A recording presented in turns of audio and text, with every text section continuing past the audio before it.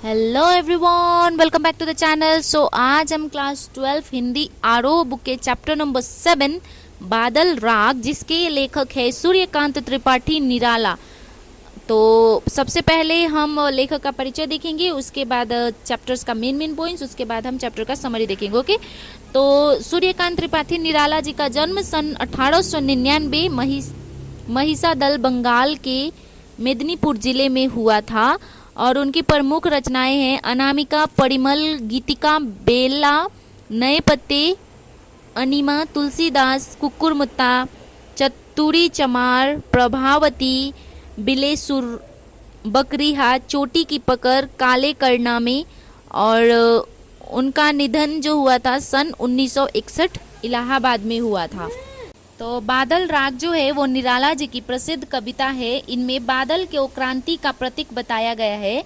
अंत में बादल राग का आशय है क्रांति की संगीत। ओके, तो इनका ये जो कविता है बादल राग, उनकी वो अनामिका में संकलित तथा प्रकाशित हुई। तो आइए अब हम बादल राग के कुछ पोएम लाइंस पढ़ते हैं, उसके बाद हम इसका व्याख्या देखेंगे। ओके, तो तिरती है समीर सागर पर, अस्थिर सुख पर दुख की छाया, जग के दग्ध हृदय पर निर्दय विप्लव की प्लावित माया। यह तेरी रन तेरी तेरी आकांक्षाओं से घन भेरी गर्जन से सज्ज सुप्त अंकुर, उर में पृथ्वी के आकाश से नवजीवन की ऊंचा कर सिर ताक रहे हैं ये विप्लव के बादल।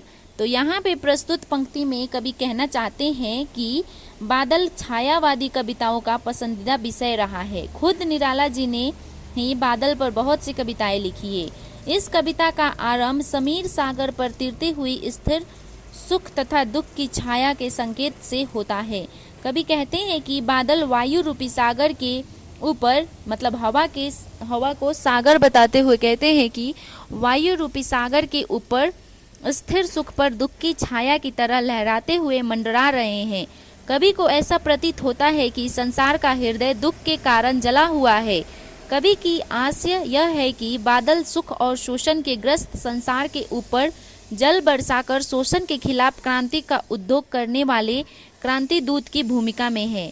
कवि बादल को वीर योद्धा की संज्ञा देते हुए कहते हैं, ओ विनाशकारी बादलों, तुम्हारी रन नौका अर्थात गरज तरज और प्रबल आकांक्षा, तुम्हारी गर्जन के नगाड़े सुनकर धरती की कोख में छिपे अंकुर नया जीवन मिलने की आस से धरती से फूटने को उमंग से सिर ऊंचा करके तुम्हारी प्रतीक्षा कर रहे हैं। हे विनाश के बादल, तुम्हारी क्रांतिकारी वर्षा से ही दबे हुए अंकुर का उद्धार हो। अंकुर मतलब जो बीज निकल रहे होते हैं ना, बीज, जैसे कि आप चना को एक दिन भिगा के छोड़ देते हैं 2-3 दिन, तो उसमें अंकुरित होता है ना, उसको अंकुर बोलते हैं। तो अंकुर जो है वो वर्षा का इंतजार कर रहे हैं जिससे उनका उद्धार हो सके। तो आइए कविता में आगे बढ़ते हैं। बार बार गर्जन वर्षण है मूसलाधार, हृदय थाम लेता संसार, सुन सुन घोर ब्रज हुंकार, असनी पात से सपित उन्नत सत सतबीर, छत विछत हत अचल शरीर, गगन स्पर्शी स्पर्धाधीर, हंसते हैं छोटे पौधे लघु भार, शस्य अपार हिल हिल खिलखिल, हाथ हिलाते तुझे बुलाते, विप्लव रव से छोटे ही है शोभा पाते। यहाँ पे प्रस्तुत कविता में निराला जी बादलों के बरसने से उत्पन्न वातावरण तथा उनके वर्णन के विभिन्न प्रभावों को प्राकृतिक तथा सामाजिक संदर्भ में चित्रण करते हैं और कहते हैं, हे बादल, तेरे बार बार गरजने तथा धारासार बरसने से सारा संसार डर के मारे अपना कलेजा थाम लेता है। तेरी भीषण गर्जन और घनघोर ध्वनि से सब लोग आतंकित हो जाते हैं। सभी को तेरी विनाशशीलता में बह जाने का डर सताने लगता है। ज़्यादा पानी होती है तो क्या होती है, फ्लड्स आते हैं ना, इसलिए आदमी लोग डर जाते हैं। अर्थात क्रांति का स्वर सुनकर पूरे संसार के लोगों के हृदय कांप जाते हैं। बादलों के भयंकर ब्रजपात से उत्तीर्ण के शिखर पर पहुंचे हुए सैकड़ों वीर परास्त होकर भूमि सात हो जाते हैं। बादलों के भीषण तड़ित पात से आसमान को छूने की स्पर्धा में लगे हुए ऊंचे पहाड़ों की कठोर शरीर तक घायल होकर छलनी हो जाते हैं। जो जितने ऊंचे होते हैं वे उतने ही ज्यादा घायल होते हैं। जबकि उसी बादल का विनाशशीलता में छोटे से अस्तित्व वाले लघु पौधे हंसते हैं। जो छोटे छोटे पौधे होते हैं वो हंसते हैं। वे उस विनाश में जीवन प्राप्त कर लेते हैं और जो विनाश बादल करके जाते हैं उसमें वो अपना नया जीवन पा लेते हैं। इसीलिए हे बादल, वे छोटे छोटे पौधे तो तुझे हिल हिल कर खिल खिल कर हाथ हिलाते हुए अनेक संकेतों से बुलाते हैं, तुझे निमंत्रण देते हैं। तुम्हारे आने पे उन्हें नया जीवन मिलता है। विनाश के शोर में हमेशा लघु प्राण भी लाभ पाते हैं, अर्थात क्रांति से शोषक वर्ग ही नष्ट होता है। तो आइए अब हम कविता में आगे बढ़ते हुए देखते हैं आगे क्या क्या होता है।